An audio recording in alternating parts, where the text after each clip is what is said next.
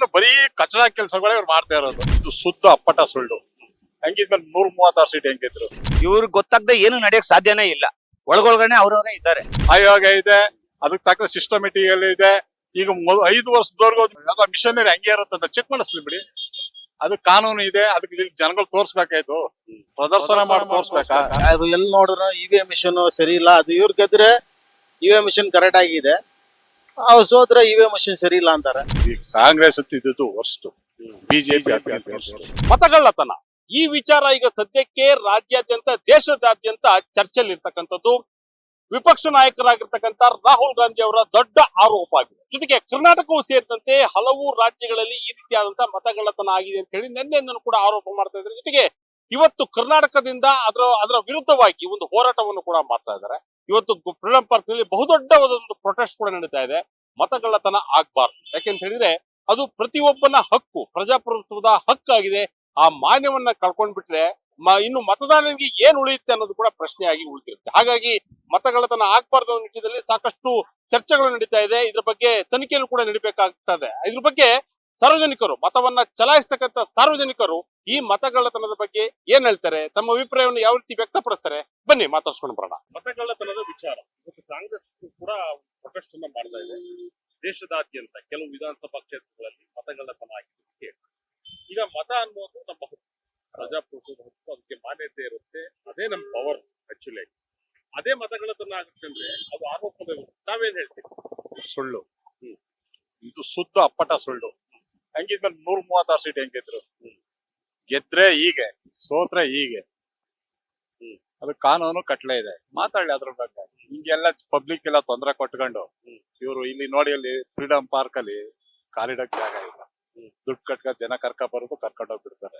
ಬೇರೆ ಬರೀ ವರ್ಸ್ಟ್ ರಾಜಕೀಯ. ಕಾಂಗ್ರೆಸ್ ಬರ್ಲಿ, JDS ಬರ್ಲಿ, ಈ ಕಾಂಗ್ರೆಸ್ ಇದ್ದಿದ್ದು ವರ್ಸ್ಟ್, ಬಿಜೆಪಿ ಅದಕ್ಕಿಂತ ವರ್ಸ್ಟ್. ಇವ್ರು ಬೇಳೆ ಬೇಯಿಸ್ಕಕ್ ಮಾಡ್ತಾ ಇದಾರ ವಿರುದ್ಧ, ಇವ್ರು ಬೇಳೆ ಬೇಯಿಸ್ಕಕ್ ಮಾಡ್ತಾ ಇದಾರ. ಪಬ್ಲಿಕ್ ಏನಿಲ್ಲ. ರೋಡೆಲ್ಲ ನೋಡಿದೀರಾ ಹೇಗಿದೆ? ಎಲ್ಲ ಎಕ್ಕುಟ್ಟಾಗಿದೆ. ಈ ಕಳ್ತನ ಆಗಿ ಇಷ್ಟಿಂದವ್ರಿಗೆ ಏನ್ ಮಾಡ್ತಿದ್ರು? ಸೋತಾಗಿ ಏನ್ ಮಾಡೋದು? ಸೋತಾಗಿ ಈಗ ಗೆದ್ದಾಗ, ಅಥವಾ ಗೆದ್ದಾಗ ಈಗ ಸೋತಾಗಿ ಈಗ. ಬರೀ ಕಚಡ ನನ್ ಮಕ್ಳು. ಯಾವುದು ಬಡವ್ರಿಗೆ ಒಳ್ಳೇದ್ ಮಾಡೋ ಅವಶ್ಯ ಇವ್ರಿಗೆ ಒಂದು ಹಕ್ಕೆ ಇಲ್ಲ. ಇವ್ರು ತೀಟೆ ತೀರ್ಸಕ್ ಏನೋ ಮಾಡ್ತಾವ್ರೆ. ರಾಹುಲ್ ಗಾಂಧಿ ಏನ್ ಮಾಡ್ತಾರೆ ಬಂದಿಲ್ಲಿ? ಇದು ಶುದ್ಧ ಸುಳ್ಳು. ಮತ್ತೆ ಪಬ್ಲಿಕ್ ಮಾತ್ರ ದಿನನಿತ್ಯ ತೊಂದರೆಗಳೇ ಆಗ್ತಾ ಇದೆ. ಒಳ್ಳೆತನ ಯಾವುದೂ ಇಲ್ಲ. ಯಾವ ಪಕ್ಷ ಬಂದು ಇದೇನೆ. ಡೆಮಾಕ್ರಟಿನೇ ಸರಿ ಇಲ್ಲ, ನಮ್ ಇಂಡಿಯನ್ ಲಾನೇ ಸರಿ ಇಲ್ಲ. ಮೊದ್ಲಾಗಿ ಯಾವನ ತಪ್ಪು ಮಾಡಿದವ್ರಿಗೆ 20 ವರ್ಷ ಆದ್ಮೇಲೆ ಶಿಕ್ಷೆ ಕೊಟ್ರೆ ದುಡ್ಡು ಯಾರ್ದು? ಪಬ್ಲಿಕ್ ಟ್ಯಾಕ್ಸ್ ದುಡ್ಡು. ಹೌದು, ನಮ್ ದುಡ್ಡೆ. ಅಲ್ಲೇ ಹೊಡೆದ್ ಬಿಸಾಕ್ಬೇಕು ಅವನ್ನ. ಸತ್ಯ ಅಂತ ಗೊತ್ತಾದ್ಮೇಲೆ ಇಟ್ಕೊಂಡು ಯಾಕೆ ಸರ್ ಸಾಯಿಸ್ಬೇಕು ಅವನ್ನ? ಯಾವ್ದಾರು ಆಗ್ಲಿ. ಜೊತೆಗೆ ಈ ರಿಸರ್ವೇಶನ್ ದೊಡ್ಡ ತಪ್ಪಾಗ್ತಿದೆ. ಅನಾಗರಿಕತನು ಏನು ಬರ್ದೇ ಇದ್ದವ್ರಿಗೆ ಮೆಡಿಕಲ್ ಸೀಟು, ಮೆಡಿಕಲ್ ಸ್ಟೂಡೆಂಟ್ ಅವ್ರಿಗೆ ಜನರಲ್ ಮೆರಿಟ್ ಅಂದ್ಬಿಟ್ಟು ಅವ್ನಿಗೆ ಏನು ಸೀಟೇ ಇಲ್ಲ. ಇಂಥವ್ ಬಗೆಹರಿಬೇಕು. ಅಲ್ಲ, ಎನಿ ಕ್ಯಾಸ್ಟ್, ಎನಿ ಜನ, ಕ್ಯಾಸ್ಟಿಸಮ್ ಬೇಡಿ, ಜನಾಂಗ ಬೇಡಿ.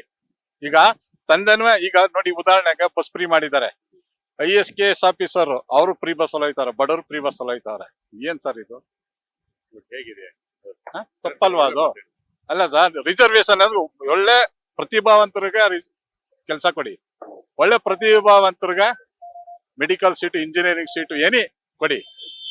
ತಂದೆನೂ IAS ಆಫೀಸರು, ಅಪ್ಪನೂ ಡಾಕ್ಟ್ರು, ಮಗನ ರಿಸರ್ವ್ ಅಂತೆ. ಅವ್ನ್ ಏನು ಬರಲ್ಲ. ಅವ್ನ್ ತಗೊಂಡ್ ಡಾಕ್ಟರ್ ಮಾರ್ಕ್ ಕೂರ್ಸಿದ್ರೆ ಮನ್ಸನ್ ಕೂಸ್ ಸಾಯಿಸ್ತಾನೆ. ಅವ್ನ್ ಏನು ಗೊತ್ತೇ ಇಲ್ಲ. ರಿಸರ್ವ್ ಬಂದಿರ್ತಾನೆ. ಸರಿ ಆಗ್ಬೇಕು.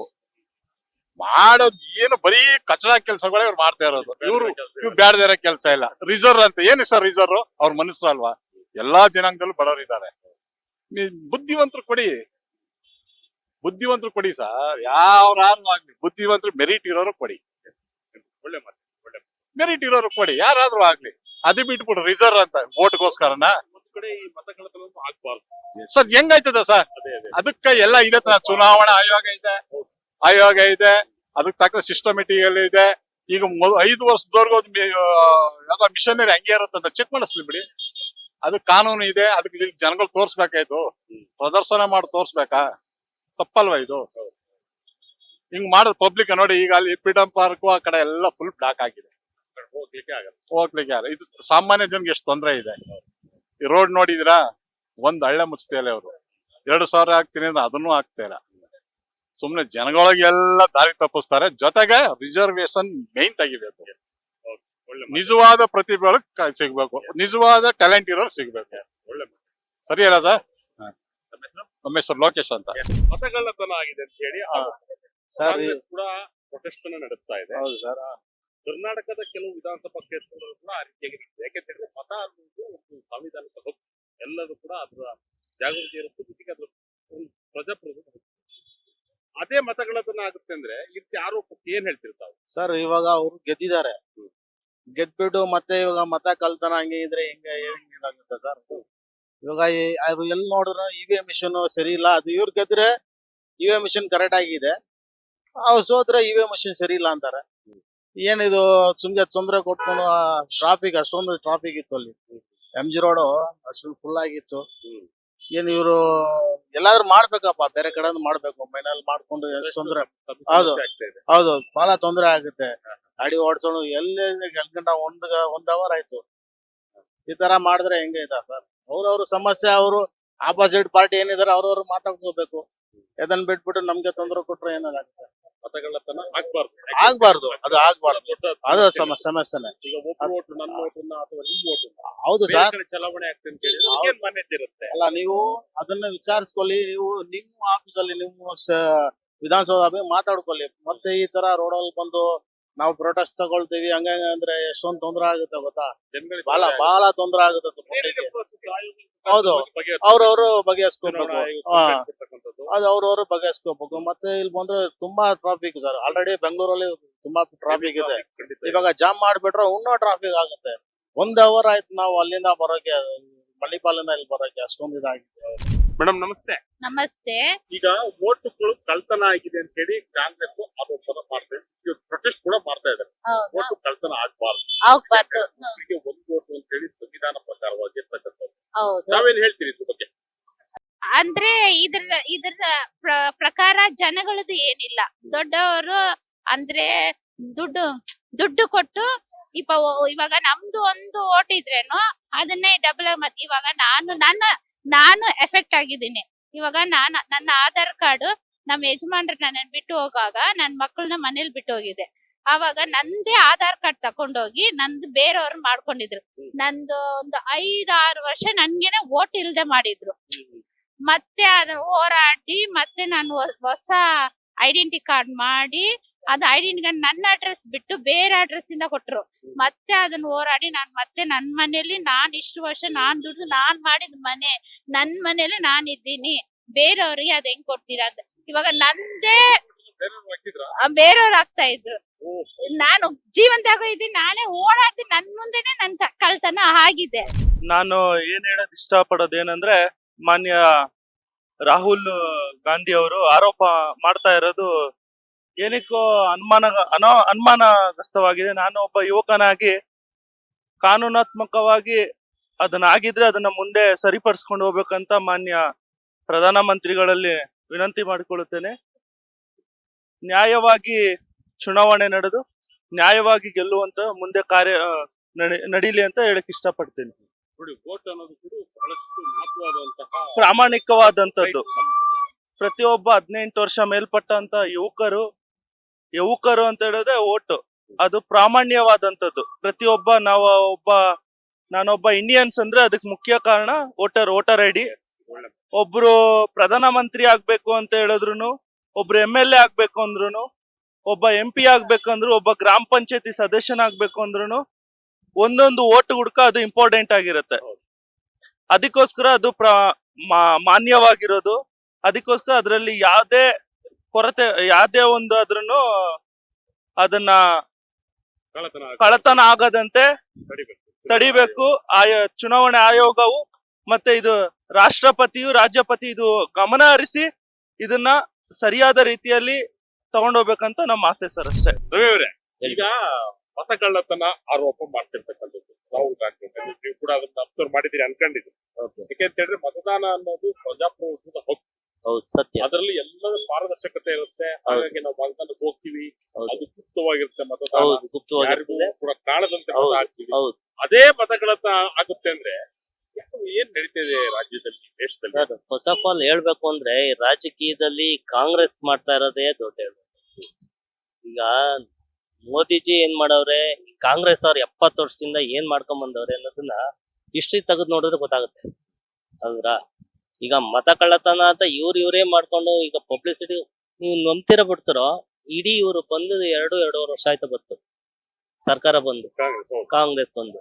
ಈ ಕಾಂಗ್ರೆಸ್ ಬಂದ ತವಿಂದ ಎಲ್ಲಾರ ಒಂದು ರೋಡು ಹಾಕಿದ್ದಾರೆ, ಡಾಂಬರ್ ಹಾಕಿದ್ದಾರೆ, ಮಾಡಿದ್ದಾರೆ ಅಂತ ಎಲ್ಲಾರು ತೋರಿಸ್ತಾರೆ. ಇವತ್ತು ನಾವು ಆಟೋ ಓಡಿಸ್ತಾ ಇದೀವಿ ಅಂದ್ರೆ ಮ್ಯಾಕ್ಸಿಮಮ್ ಎಲ್ಲೇ ಹೋದ್ರು ಹಳ್ಳಗುಂಡಿ ತಿಂಗಳಿಗೆ ಕನಿಷ್ಠ ಪಕ್ಷ ಅಂದ್ರು 10,000 ರೂಪಾಯಿ ತಗೊಂಡೋಗಿ ಕ್ಯಾರೇಜ್ ಗಿಡ್ಲೇಬೇಕು. ಒಂದು ರೋಡ್ ರೆಡಿ ಆಗಿಲ್ಲ ಎಲ್ಲೂ. ಬರೀ ಅವ್ರ ಮೇಲೆ ಗೂಬೆ ಕುಂಡ್ರಿಸೋದು, ಅವ್ರ ಮೇಲೆ ಈ ಫ್ರೀ ಅಂತ ಬಿಟ್ಟು ಹೆಂಗಸರುಗಳನ್ನೆಲ್ಲಾರ್ನುವೆ ಮಾಮೂಲಿ ಅಂತ ಹೇಳ್ಬಿಟ್ಟು ಅವ್ರನ್ನ ತಲೆ ಕೆಡ್ಸೋದು. ಬರೀ ಆ ಕಡೆ ಈ ಕಡೆ ಮ್ಯಾಜಿಕ್ ಆಟ ಆಡ್ತಾರೆ. ಬೇರೆ ಕೆಲಸ ಏನು ಅಭಿವೃದ್ಧಿಕಾರಿ ಕೆಲಸ ನೆಟ್ಟಿಗೆ ಯಾವ್ದು ಒಂದು. ಈಗ ಮತ ಕಳ್ಳತನ ಆಗವೆ ಅಂತ ಹೇಳ್ತಾರಲ್ಲ, ನೋಡಿರಾರು ಮಾಡವ್ರೆ ಅಂತ. ತಗೊಂಡೋಗಿ ಬಿಜೆಪಿ ಮೇಲೆ ತಗೊಂಡೋಗಿ ಕುಂಡ್ರಿಸ್ತಾರೆ. ಇಲ್ಲ ಹಿಂಗ್ ಕಳ್ತನ ಮಾಡವ್ರೆ ಇವ್ ಮಾಡವ್ರೆ ಗೊತ್ತಿಲ್ದಂಗ. ಹಂಗಾರೆ ಟಿ ಕೆ ಸಾಹೇಬ್ರು ತಗೊಂಡೋಗಿ ಅಲ್ಲಿ ಇವ್ರು ಮಾಡಿರೋವೆಲ್ಲ ಸರಿ ಇರ್ತಾವ? ಡಿ ಕೆ ಸುರೇಶ್ ಸೋತ್ರಲ್ಲ ಈ ಸಲಿ, ಅವರಲ್ಲಿ ಕನಕಪುರದ ಕಾನ್ಸ್ಟಿಟ್ಯೂನ್ಸಿ ನಡೆದಿರೋವೆಲ್ಲ ಕಮ್ಮಿನ ನಡೆದಿಲ್ವಾ? ಅಲ್ಲಿ ನಡೆದಿದ್ದಾವೆ ತಾನೆ. ಬಂತ ನೀವೇನಾರ ಅನ್ಕೊಳ್ಳಿ ಸರ್, ಕಾಂಗ್ರೆಸ್ ಮಾಡ್ತಾ ಇರೋದೇ ಎಡವಟ್ಟು ಕೆಲಸ. ಅವ್ರ ಮೇಲೆ ಯಾವತ್ತು ಈಗ ಬಿಜೆಪಿ ಮೇಲೆ ಏನು ಹೇಳ್ಬಾರ್ದು, ಇವ್ರು ಬರ್ತಾ ಇರೋ ಕಾಂಗ್ರೆಸ್ ಮೇಲೆ ಬರೀ ಅದ್ ಹಂಗಾಯ್ತು ಇದ್ ಹಿಂಗಾಯ್ತು ಬರೀ ಊಹಾಪೋಹ ಓಡ್ತಾಳೆ. ಅಭಿವೃದ್ಧಿ ಕಡೆ ಜ್ಞಾನ ಕೊಡ್ಲಿ, ಅಭಿವೃದ್ಧಿ ಮಾಡ್ಲಿ. ಏನ್ ಮಾಡ್ತಾ ಇದಾರೆ ಇವ್ರು ಅಭಿವೃದ್ಧಿನ? ಸಮೇತ ಪುಟ್ಟು ಕೂಡ ಹ್ಮ್. ಆತರ ಆಗ್ಬಾರ್ದು. ಹ್ಮ್. ಯಾಕಂತ ಹೇಳಿದ್ರೆ ಒಂದ್ ರೀತಿಯಾಗಿ ಒಂದು ನಂಬಿಕೆ ಇರ್ತಕ್ಕಂಥದ್ದೇ ಮತದಾನದ ಮೇಲೆ. ಹ್ಮ್. ಈಗ ನಾವು ಮತ ಹಾಕ್ತಿವಿ ಅಂತ ಹೇಳಿದ್ರೆ ಅದೊಂದು ನಂಬಿಕೆ ಇರುತ್ತೆ. ಹೌದು ನಂಬಿಕೆ ಇರುತ್ತೆ. ಈ ರೀತಿಯಾದಂತ ಆರೋಪಗಳು ಬರಬಾರ್ದು ಅಂತ ಹೇಳಿ. ಹೌದು ಸರ್. ಇವಾಗ ಮತ ಹಾಕ್ಬೇಕಾದ್ರೆ ಗುಪ್ತವಾಗೇ ತಾನೇ ಹಾಕೋದು. ಈಗ ನಾನೊಬ್ಬ ವೋಟರ್ ಆಗ್ತಾ ಇದ್ದೀನಿ ಅಂದ್ರೆ ಗುಪ್ತವಾಗಿ ಹೋಗ್ತಾ ಇದ್ದೀನಿ. ಅದಂಗ ಇವ್ರು ಮತ ಕಳ್ಳತನ ಆಗವೆ ಅಂತ ಅದ್ ಹೆಂಗ್ ಹೇಳ್ಬಿಡ್ತಾರೆ ಹೇಳಿ ಸರ್? ಈಗ ಅಲ್ಲಿ ಕ್ಯಾಮ್ರಾ CCTV ಇರ್ತದೆ, ಪ್ರತಿಯೊಂದು ಅಬ್ಸರ್ವೇಷನ್ ಇರ್ತದೆ. ನಾವು ಒಳಗಡೆ ಹೋಗಿ ಎಂಟ್ರಿ ಆಗ್ತಾ ಇದೀವಿ, 4 ಜನ ಚೆಕ್ ಮಾಡ್ತಾರೆ ನಿಂದಿದ್ಯಾ ವೋಟರ್ ID ಇಲ್ವಾ ಅಂತ. ಗುಪ್ತವಾಗಿ ತಾನೇ ಎಲ್ಲ ಚೆಕ್ ಮಾಡಕ್. ಐಡಿ ಅಥವಾ ಫೋಟೋ ಪ್ರೂಫ್ ಒಂದ್ ಕಡೆ ಹಾಕ್ಬಿಟ್ರೆ ಮುಗೀತು, ಮತ್ತೊಂದ್ ಕಡೆ ಬರಬಾರ್ದು. ಆ ರೀತಿಯ ಪರ್ಸನ್ ಯೋಚನೆ ಮಾಡೋದಕ್ಕೆ ಅಲ್ಲಿ ಒಬ್ಬ ಇರ್ತಾನೆ, ನಾನ್ ಬಂದಿದ್ದೀನಿ ವೋಟರ್ ಅಂದ್ರೆ ಅವ್ನು ಚೆಕ್ ಮಾಡ್ತಾನಲ್ಲ, ನಾನೇ ಬಂದಿದ್ದೀನಿ ಅಂತ ಗೊತ್ತಾಗುತ್ತೆ ತಾನೆ. ಹಂಗಿಲ್ದಲ್ಲೇ ಅದಂಗ ಅಲೋ ಮಾಡ್ಬಿಡ್ತಾನೆ ಒಳಗಡೆ ಅವನು. ನಾನಲ್ಲ ಅಂದ್ಮೇಲೆ ಅದಂಗ ಅಲೋ ಮಾಡ್ಬಿಡ್ತಾನೆ. ಅದಂಗ ಕಳ್ಳತನ ಆಗದೆ ಅಂತ ಹೇಳ್ತೀರಾ? ಇವ್ರ ಬೇಳೆ ಬೇಯಿಸ್ಕೊಳ್ಳೋದಕ್ಕೆ ಇನ್ನೊಬ್ರ ಮೇಲೆ ಗೂಬೆ ಕುಂಡ್ರಿಸೋದಕ್ಕೆ 1000 ಹೇಳ್ತಾವ ಸರ್. ರಾಜಕೀಯ ರಾಜಕೀಯ ಬೇಜಾನ್ ನಡೀತದೆ. ಕಾಂಗ್ರೆಸ್ ಅವ್ರ ಕೈಲಿ ಏನು ಮಾಡ್ಕೊಳಕ್ ಆಯ್ತಾ ಇಲ್ವಲ್ಲ ಅನ್ನೋದು ದುರ್ಸ್ಥಿತಿಗೆ ಬಂದ್ಬಿಟ್ಟವ್ರೆ. ನೀವು ನಂಬ್ತಿರೋ ಬಿಡ್ತಿರೋ ಪ್ರತಿಯೊಂದು ಇವ್ರು ಇವಾಗ ಇದಕ್ಕಿದ್ದವ್ರಲ್ಲ, ಅಭಿವೃದ್ಧಿ ಕಡೆ ಹೋಗ್ಬಿಟ್ಟು ಪ್ರತಿ ಒಂದು ಗುಂಡಿ ಎಲ್ಲಾನು ಚೆಕ್ ಮಾಡ್ತೀವಿ ಸರ್. ಪ್ರತಿ ಒಂದು ಗುಂಡಿನೂ ನೋಡ್ಲಿ ಎಲ್ಲೆಲ್ಲಿ ಗುಂಡಿ ಅವೆ ಅಂತ. ಎಲ್ಲ ಬರೀ ಲೆವೆಲ್ ಯಾವ್ದಿಲ್ಲ. ರೋಡ್ ಕಿತ್ತಾಕು ಮಾಡು ಇವ್ ಬಿಟ್ರೆ ಇನ್ನೇನ್ ಮಾಡಿದಾರೆ ಇವ್ರು? ಆರೋಪಗಳು ಪಡೆದ್ಬಿಟ್ಟು ಅಭಿವೃದ್ಧಿ ಮಾಡಿ ಯಾವ ಅಭಿವೃದ್ಧಿ ಮಾಡ್ಲಿ? ಈ ಆರೋಪ ಮಾಡೋದ್ ಬಿಟ್ಟು ಅಭಿವೃದ್ಧಿ ಕಡೆ ಜ್ಞಾನ ಕೊಡ್ಲಿ. ಹೆಚ್ಚೆಚ್ಚಾಗಿ ನೆಕ್ಸ್ಟ್ ನಾವೇ ಬರ್ತೀವಿ ಬರೀ ಡಿ ಕೆ ಸಾಹೇಬ್ರು ಒಬ್ರು ಅವ್ರ ಮೇಲೆ ಇವ್ರ ಮೇಲೆ ಅವರು ಅಧಿಕಾರಕ್ಕೋಸ್ಕರ ಹೊಡೆದಾಡ್ತಾವ್ರೆ ಹೊರತು ಆನಷ್ಟ ಯಾರು ಕೆಲಸ ಮಾಡಕ್ ಇಲ್ಲ. ಇವಾಗೆಲ್ಲ ಗೊತ್ತಾಗ್ತಾ ಇದೆ ಅಂತ ಹೇಳ್ತಾ ಇದ್ರಲ್ಲ, ಇದು ಫಸ್ಟ್ ಇಂದಾನೇ ಆಗ್ತಾ ಇದೆ. ಅಷ್ಟೇ ಜನ ಬೆಂಬಲದಿಂದ ತಗೊಂಡು ಇವ್ರು ಇದನ್ನ ಮುನ್ನೆಚ್ಚರಿಕೆಯಿಂದ ಏನೋ ಒಂದ್ ಮಾಡಿದ್ರೆ ಇಷ್ಟು ಕಷ್ಟ ಪಡ್ಬೇಕಾಗಿರ್ಲಿಲ್ಲ. ಇವ್ರು ಇವಾಗ ಕಣ್ ತೆಗೆದು ನಾವೇನ್ ಮಾಡಕ್ಕಾಗುತ್ತೆ? ಇವ್ರಿಗೆಲ್ಲ ಇವಾಗ ಗೊತ್ತಾಗ್ತಾ ಇದೆ. ಇದು ಫಸ್ಟೇ ಇವಾಗ ಇವ್ರಿಗೆ ಗೊತ್ತಾಗದೆ ಏನು ನಡೆಯಕ್ ಸಾಧ್ಯನೇ ಇಲ್ಲ. ಒಳಗೊಳಗನೆ ಅವ್ರವರೇ ಇದ್ದಾರೆ, ಅದರಿಂದಾನೇ ನಡೀತಾರೆ. ಅದು ಅಷ್ಟು ಇಲ್ದಂಗೆ ಯಾವ್ದು ಒಂದು ಕೆಟ್ಟದು ಸರಿ ಒಳ್ಳೇದು ಸರಿ, ಮತ ಕಳ್ಳತನ ಇರ್ಲಿ ಏನೇ ಇರ್ಲಿ ನಡೆಯಕ್ ಸಾಧ್ಯನೇ ಇಲ್ಲ ಸರ್. ಫಸ್ಟ್ ಅವರು ಒಂದು ಸರ್ಕಾರ ನಡೆಸ್ತಾರೆ ಅಂದ್ರೆ ಅವ್ರು ಕರೆಕ್ಟ್ ಆಗಿ ಇದ್ರೆ ಮಾತ್ರ ಇದು ಎಲ್ಲಿಂದ ಎಲ್ಲಿವರೆಗೂ ಏನು ಆಗಲ್ಲ ಸರ್. ನೀವು ಹೇಳ್ತಿರೋದು ರಾಜಕೀಯವಾಗಿ ಇದಾರೆ ಸರ್. ಅವ್ರ ಒಳಗೇನೆ ಜನ ಇದ್ದಾರೆ. ಇದಾರೆ. ಹೌದು ಇದಂತೂ ನಿಜ. ಅದು ಯಾರು ಅಂತ ಹೇಳಕ್ ಆಗಲ್ಲ. ಇದು ಆಗ್ಬಾರ್ದು. ಇದು ಆಗ್ಬಾರ್ದು. ಇದು ನಮ್ ಬೆಂಬಲ ನಾವು ಮಾಡ್ತೀವಿ ಸರ್. ನಮ್ ಬೆಂಬಲನೂ ಇದೆ. ನಮ್ಮ ವೋಟರ್ನ ಬೇರೆ ಹಾಕ್ತವ್ರೆ ಮಾನ್ಯತೆ ಕಳ್ಕೊಂಡಂಗ. ಹೌದೌದು. ಅವ್ರು ನಮ್ಮ ಒಟ್ಟು ಬೇರೆ ಹಾಕಿದಾರೆ ಅಂತ ನಮ್ಗೆ ಗೊತ್ತಾಗಲ್ಲ ಸರ್. ಇವಾಗ ಜನರೇಷನ್ ಹೆಂಗಿದೆ ಅಂದ್ರೆ ಎಷ್ಟೇ ದೂರ ಕೆಟ್ಟವನಿರ್ಲಿ ಎಷ್ಟೇ ದೂರ ಒಳ್ಳೆನಿರ್ಲಿ ಚಕ್ ಅಂತ ಹಿಡಿತೀರಾ. ಅಷ್ಟು ಇಂಪ್ರೂವ್ಮೆಂಟ್ ಆಗಿದೆ. ಇದು ಮಾತ್ರ ಕಂಡಿಡಿಯಕ್ ಆಗಲ್ವಾ? ಕಂಡಿಡಿಬಹುದು ಸರ್. ಎಷ್ಟೇ ದೂರ ಇರ್ಲಿ ಎಷ್ಟೇ ವರ್ಷ ಆಗ್ಲಿ ಹೋಗಿ ಕಂಡಿಡಿಯೋಷ್ಟು ಟೆಕ್ನಾಲಜಿ ಬೆಳ್ದೈತೆ. ಇವಾಗ ಮತ ಕಳ್ತನ ಆಯ್ತದೆ ಅಂತ ಅಲ್ಲಲ್ಲಿ ನೀವು ಕೇಳ್ತಿರಲ್ಲ, ಕಂಡಿಡಿಯಕ್ ಆಗಲ್ವಾ ಸರ್? ಟೆಕ್ನಾಲಜಿ ಇಲ್ವಾ? ಇದೆ, ಪ್ರಯತ್ನ ಪಡ್ತಾ ಇಲ್ಲ ಸರ್ ಯಾರು. ಅವ್ರವ್ರಿಗೆ ಬೇಕು, ಅವ್ರ ಇಷ್ಟಕ್ಕೆ ಅವ್ರವ್ರ ಸರ್ಕಾರ ಬೇಕು, ಅವ್ರವ್ರ ಜೋಪಾನ ಮಾಡ್ಕೋತಾರೆ. ಇವಾಗ ಹೆಂಗೆ ಜನ ಅವ್ರವ್ರ ಮನೆ ಜೋಪಾನ ಮಾಡ್ಕೋತಾರೋ ಅವ್ರವ್ರ ಮತಗಳನ್ನ ಅವ್ರವ್ರ ಜೋಪಾನ ಮಾಡ್ಕೊಳಕ್ ಆಯ್ತಾ ಇಲ್ಲ. ನಿಮ್ ತಮ್ಮ ಹೆಸರು? ಮಂಜುನಾಥ್ ಅಂತ ಸರ್. ಎಸ್, ಇಲ್ಲಿ ಸಾರ್ವಜನಿಕರು ಈ ಅಭಿಪ್ರಾಯದ ಬಗ್ಗೆ ಹೇಳ್ತಾ ಇರ್ತಕ್ಕಂಥದ್ದು ಅದು ತನಿಖೆ ಆಗ್ಬೇಕು ಒಂದು ಕಡೆ. ಆದ್ರೆ ಇಲ್ಲಿ ಇಷ್ಟು ದಿನಗಳ ಕಾಲ ಏನ್ ಮಾಡ್ತಾ ಇದ್ರು? ಅವ್ರು ಗೆದ್ದಾಗ ಒಂದು ರೀತಿ ಪ್ರತಿಕ್ರಿಯೆ ಕೊಡ್ತಕ್ಕಂಥದ್ದು, ಸೋತಾಗ ಒಂದು ರೀತಿಯಾಗಿ ಪ್ರತಿಕ್ರಿಯೆ ಕೊಡ್ತಕ್ಕಂಥದ್ದು, ಈ ವಿಚಾರ ಮೊದಲೇ ತಿಳಿದಿರ್ಲಿಲ್ವಾ? ಯಾಕೆ ಈ ಕಾಲಘಟ್ಟದಲ್ಲಿ ಯಾಕೆ ಈ ರೀತಿ ಆಗ್ತಾ ಇದೆ? ಆಗಿದ್ರು ಕೂಡ ತನಿಖೆ ಹಂತದಲ್ಲಿ ಹೋಗಿ ಅನ್ನೋದು ಕೂಡ ಸಾರ್ವಜನಿಕರ ಗಟ್ಟಿಯಾದಂತಹ ಧ್ವನಿ ಆಗ್ತಾ ಇದೆ. ಕ್ಯಾಮರಾ ಪರ್ಸನ್ ತೇಜ್ ಜೊತೆ ಶಂಕರ್ ನಾಗೇಂದ್ರ, ವಿಜಯ ಕಡಪ, ಬೆಂಗಳೂರು.